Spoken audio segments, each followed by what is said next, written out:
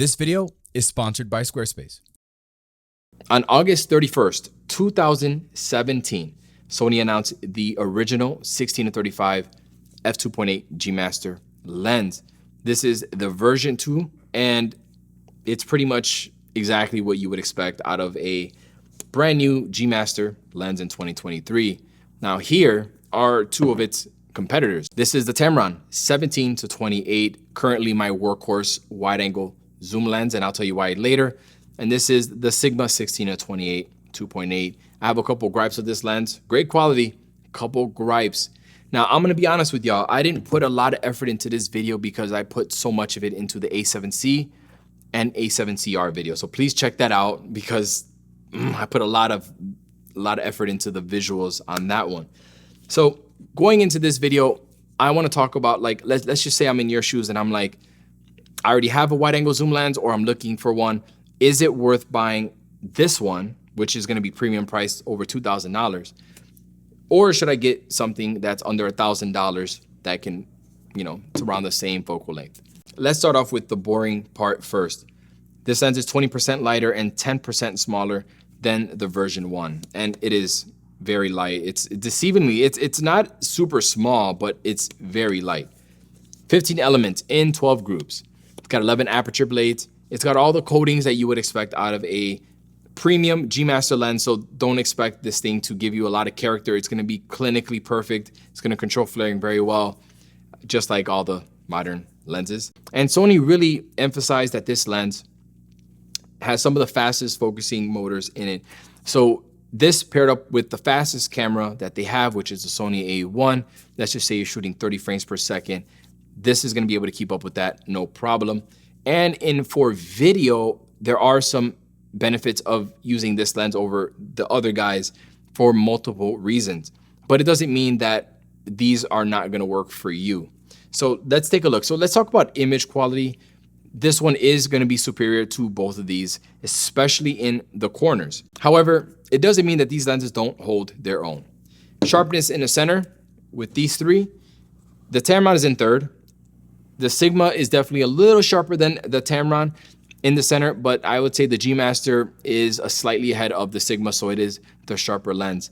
The biggest difference that I've noticed is for autofocusing. The G Master, this lens is absolutely just perfect. It snaps so fast into place and it doesn't hunt, it doesn't second guess what you're doing. It just so quick. The Tamron is not terrible. It does every once in a while hunt a little, it'll kind of go back and forth a little bit, but it is actually not bad. It's actually pretty good. The newest Sigma lens, this is the biggest issue that I've had with it. The image is great. The autofocusing can be kind of suspect. And as I'm gonna post an example here where you can see that if I'm tapping to track something from close to far, it really struggles with getting to that close object, and it'll second guess what you're doing there. So a common thing that I've noticed with this lens, that is why I haven't used it much for my own production. That's why I've stuck mostly with the 17-28, and one of the biggest reasons why I've stuck with the Tamron 17-28 is because it has a 67mm filter thread. This is such an underrated part of buying a lens, does it fit the ecosystem of other lenses that you have in terms of filter size? Because who the hell likes to use step-up rings? They are a pain in the butt. I'm supposed to be talking about this lens.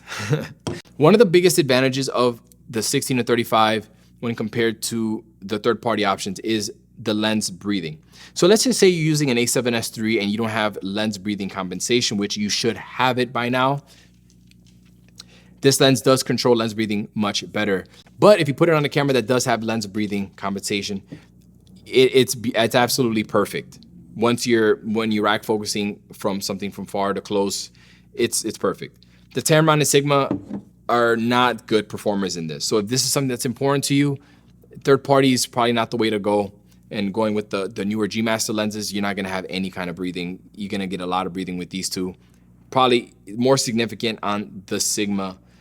It just seems like I'm picking on the Sigma, but it really is. It's just the image is nice. All the other things, I'm just like, I'm not sure, I think that if I were in the market for a wide angle zoom lens and I needed something like perfection.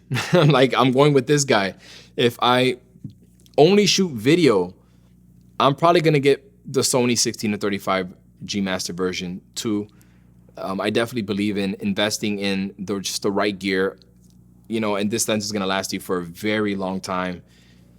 The Tamron is still the budget king. Under $1,000, you know, you get 17. This 16 is, you know, it's just 1 millimeter on the wide end. A little bit, you lose a little bit at the end, but with Sony cameras and clear image zoom and switching the camera to APS-C and getting more reach, you know, I don't see that as a big obstacle to overcome. I still think the Tamron 17 to 28 would be my go-to wide angle zoom lens still in 2023 for under $1,000. I think you can't beat it. Don't get it twisted. If I was a full-time sports photographer, full-time anything that I need a lot of wide angle shots and I needed the absolute best quality possible, I'm probably gonna invest in something like this. Personally, I don't feel like I need it. I already have so many other options. And again, my Tamron has never failed me and it's such a workhorse, lightweight lens. I think I'd just stick with the Tamron. But I think that's about it. Embargo list in like 2 days. So I hope that I hate doing videos like this because it's just kind of sporadic and I feel like I'm not giving it all my entire, you know, just a lot of my effort, but I felt like it was necessary to at least cover it since I did have it prior to launch. It looks almost identical to the G Master, the 2470 2.8. You got a button up top where you got you got two buttons, two custom buttons, an AF/MF switch. You got an iris lock and a click on and off. Pretty straightforward. Very nice. Okay, now go watch my A7C to an A7CR video. That's something that I'm proud of. I put a lot of work into that one. All right, without further ado, I want to send a shout out to the sponsor of this video, and that is Squarespace. If you have been looking to start a website, blog, or an online store, you need to check them out ASAP. Every entrepreneur needs a website, and with Squarespace, you don't need to have any kind of graphic design skills to start.